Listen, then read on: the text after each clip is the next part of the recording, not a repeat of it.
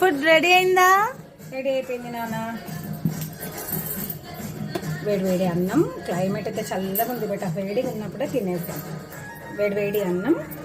ఈరోజు అయితే ఇంకా చామగడ్డ పులుసు చేస్తామట. మంచిగా కొద్దిగా మిరియాల పొడి పులుసు పోసేసి చామగడ్డ పులుసు. అన్నం మంచికి పాపడాలు ఏం చేసినామట. రోజు కొత్తిమీర టమాటా వేసేసి పచ్చడి కూడా చేసిన. అందులోకి కొద్దిగా నెయ్యి కూడా ఉంది నాన్న. నెయ్యి వేసేసుకొని ఫస్ట్ పచ్చడితో తిన్నాక తర్వాత చామగడ్డ పులుసుకొని వేడివేడిగా తిన్నాం.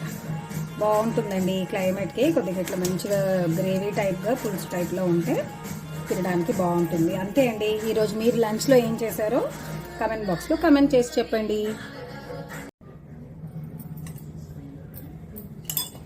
వేసేసుకొని చామగడ్డ కూడా మంచి పెట్టుకో బాగుంటుంది.